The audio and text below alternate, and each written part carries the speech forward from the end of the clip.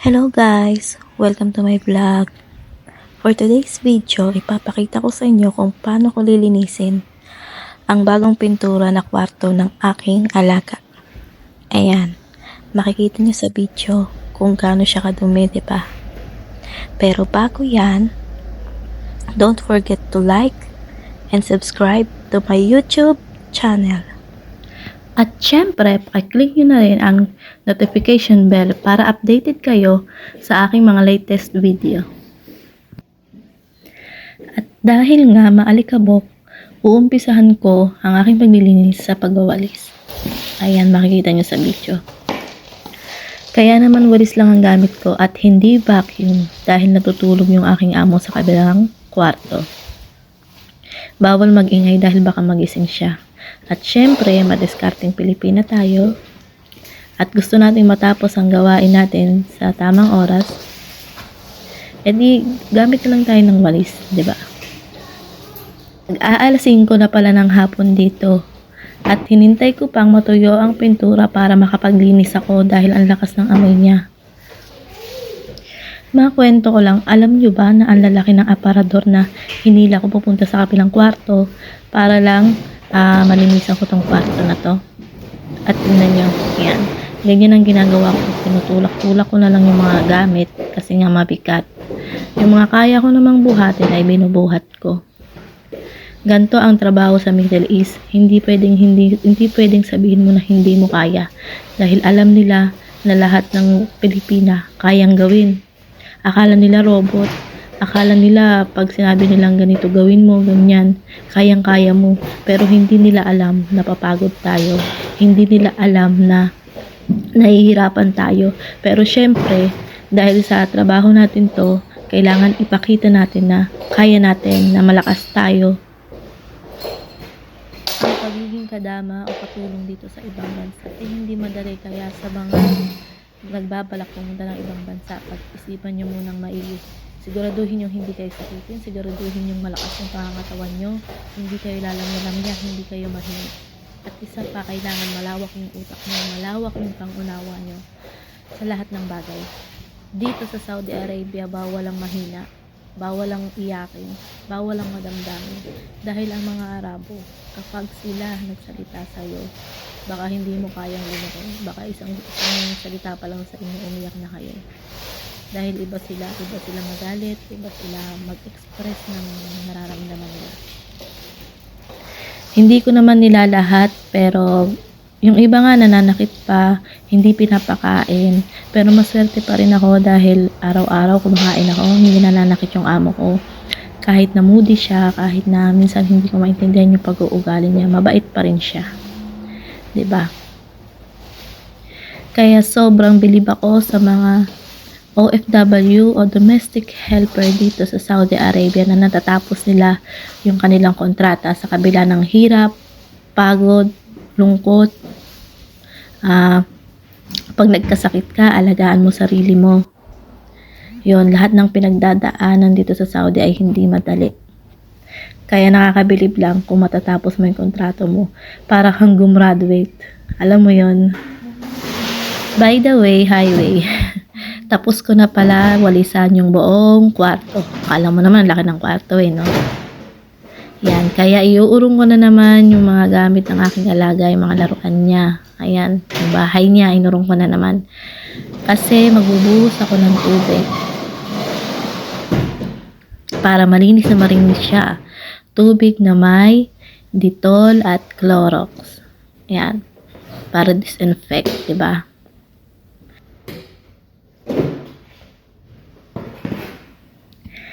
Ganito talaga ang tamang paglilinis ng sahig o ng mga floor dito sa Saudi. Yan, binubuhusan ng tubig. Tapos, saka mo siya lilinisan. Para makintab yung sahig at malinis na malinis talaga yung mga alikabok mawawala.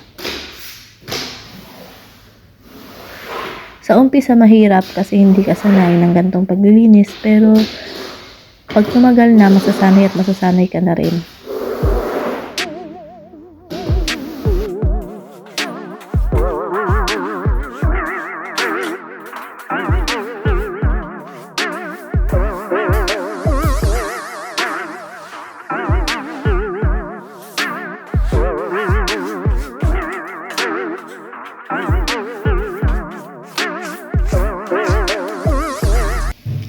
At syempre, pagkatapos natin yung buhusan ng tubig at naitaboy na natin yung tubig papunta sa CR, ayan, mag-ready naman tayo ng ating pantuyo. Kailangan may pamunas tayo para hindi siya basa. Yan. Kailangan punasan natin siya ng maigi para tuyong-tuyo, lalo na kwarto to ng mga bata. Kailangan malinis na malinis ang kwarto ng mga bata. Kailangan tuyong-tuyo para hindi sila madulas. Kung sino mang papasok dito sa kwarto na to, hindi madudulas. At napakasela ng mga Arabo pagdating sa sahig. Ayaw nila ng malakit. Ayaw nila ng basa. Kaya kailangan galingan mo yung paglilinis para hindi sila ma-disappoint sa'yo. At syempre, para hindi ka masermonan. Yan, malinis na ang kwarto. Pwede na maglagay ng mga gamit. Pero syempre, hindi pa tayo tapos maglinis kasi hindi pa natin nalilinisan yung CR. Yan. Magtungo naman tayo sa CR. Sa CR naman tayo maglilinis. Ayan, niready ko muna yung camera para maganda yung pagre-record natin. Kahit medyo malabo yung camera ko, okay lang. Laban pa rin. Luma na kasi gamit kong cellphone, kaya ganyan. Ayan, at dahil wala kaming pang-brush ng CR, ang ginagamit ko dyan ay sponge. 2 sponge pala yung ginagamit ko. Una, yung pangloob, yung pinakailalim. Yan, kinukuskus ko yan. Minamano-mano ko yan gamit yung sponge. Pangalawa, meron akong isang sponge na pangkuskus naman sa ibabaw. Yan.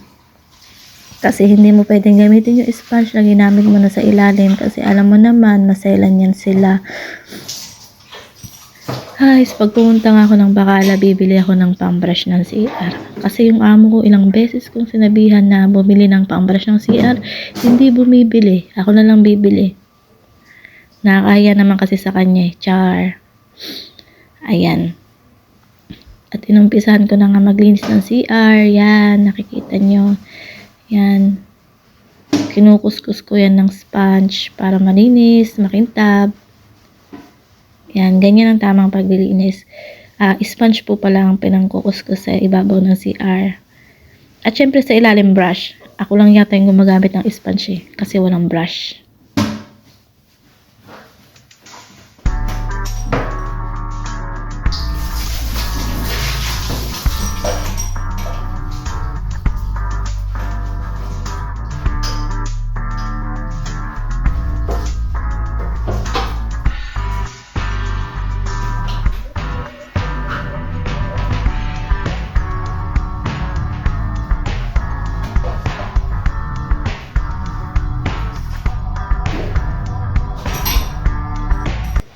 At pagkatapos ko nga sabunan yung bowl, ay kailangan banlawan natin ng tubig para mawala yung sabon, hindi matulas at hindi malagkit pag umupo siya sa CR niya.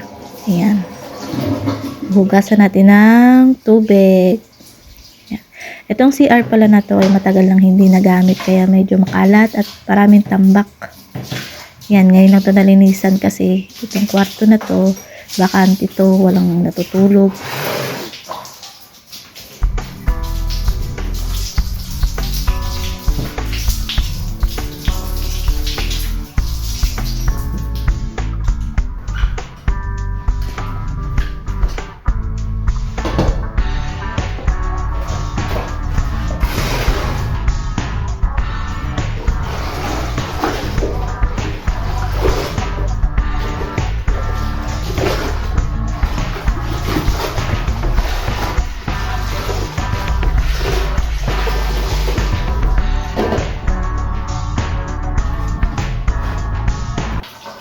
Tapos na natin linisan yung bowl at ayan, nagbubuhos na ako ng tubig sa sahig.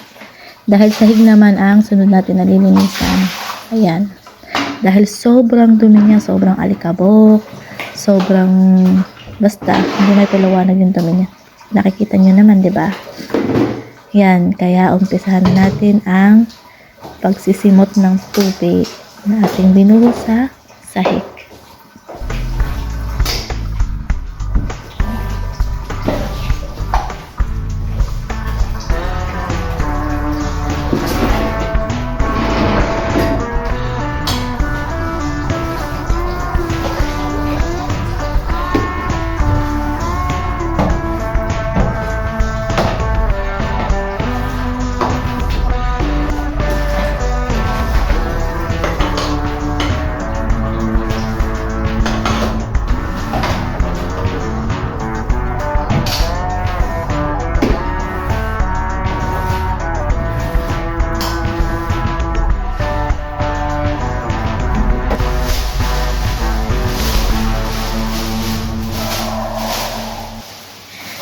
Ayan, natuumpisahan ko namang imisin yung mga basurang na-imbak dito sa CR.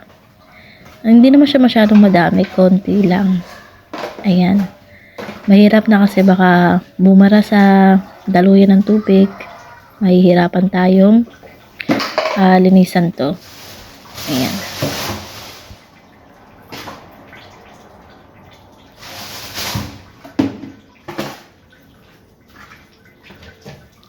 Tapos ko na nga simutin yung mga natitirang mga dumi sa sahig.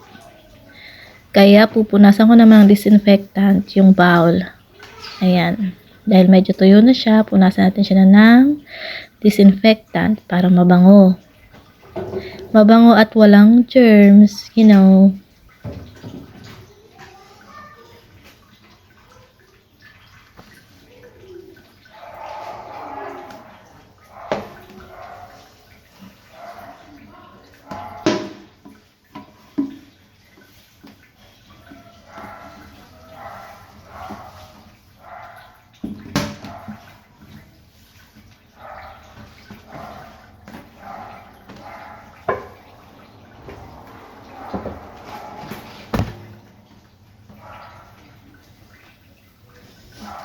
At pagkatapos, simutin natin yung natitirang tubig sa sahig para mapunasan na natin siya ng basahan. At kailangan ng CR to yung tuyo din at mabango. Kasi laging ginagamit yan ng amo natin. Kailangan laging malinis ang CR. Nagagalit sila pag may nakikita silang basa o nakakaapak sila ng basa. Yan, nagagalit sila. Tapos, nagagalit rin sila pag mabaho yung CR. Ayaw nila ng mabaho. Ayan, punasan na natin yung sahig para matuyo na siya. Yan yung basahan na pinapupunas ko sa mga sulok-sulok lang yan kasi hindi kaya ng basahan na malaki. Yan.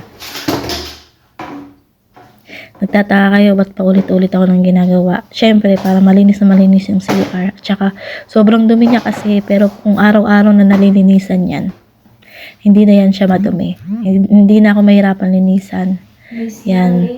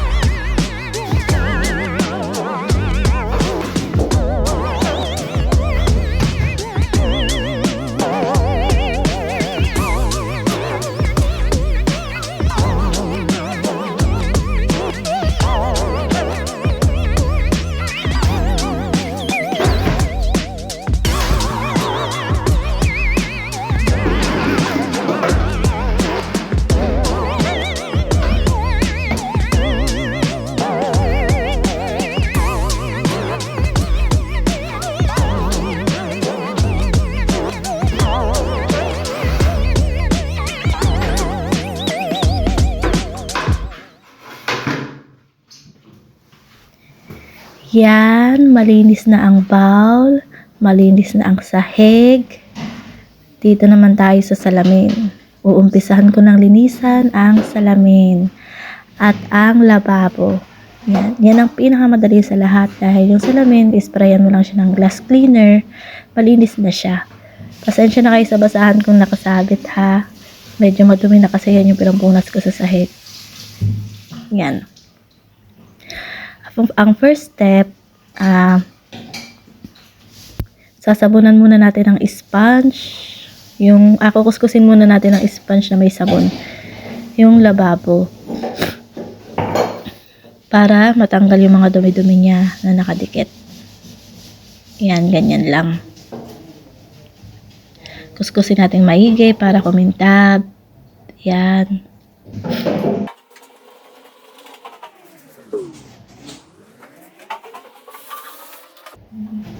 Ayan nga, at tapos na natin sabunan yung lababo.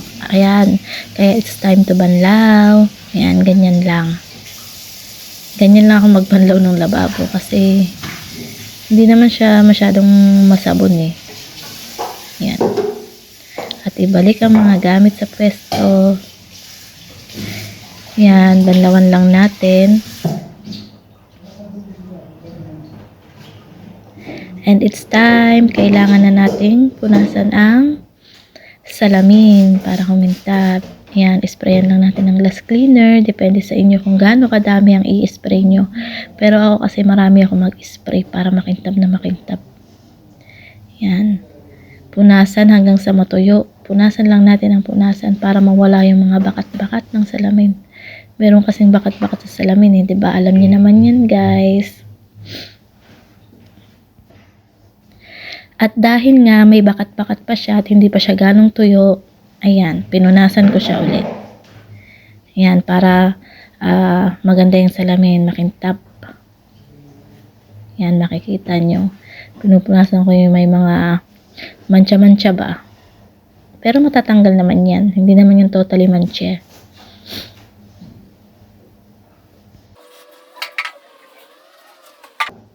Ayan, maganda na yung salamin. Punasan ko naman yung mga patayan ng ilaw, yung mga switch on, switch off. And then, yung lababo naman ang pupunasan natin. Umpisa natin sa faucet para kumintab siya. Yan, walang bakat ng tubig. Punasan natin ng maigi ang faucet. Yan, diba? Nakikita nyo naman ang kintab. And then, pagkatapos sa faucet, ang isusunod natin punasan ay yung lababo. Ayan. Lababo naman ang aking pupunasan para malinis na malinis at tuyong-tuyo. Kaya naman yan na rin ang pinampunas ko kasi maganda rin naman pangpunas yung glass cleaner sa lababo. At saka magpapalit na rin ako ng basahan kaya pinamunas ko na lang din yan dyan. Pero syempre para hindi aksaya sa basahan, lalaban ko yan pagkatapos ko maglinis. Ayan. Sana nakatulong sa inyo yung video ko na to. Nagkaroon kayo ng idea sa paglilinis ng mga kwarto at CR dito sa Saudi Arabia. Okay, tapos na ako maglinis ng CR. Yan. Babush! At ito na nga guys, tapos ko na ayusin yung kwarto ng aking alaga. Pero hindi pa siya tapos kasi kurtina na lang yung kulang niya. Kaya yan, silipin nyo na. Ayan, at umaga ko na nga na-flex yung room na inayos ko. Kasi walang ilaw kagabi, hindi ko ma-videohan. Wala kasing ilaw dito. Ayan. Nakapatay pa kasi yung socket ng ilaw niya kaya hindi ko ma-videohan. Yan, kaya ngayon ko lang siya na-videohan guys. Anong masasabi nyo? May improvement ba?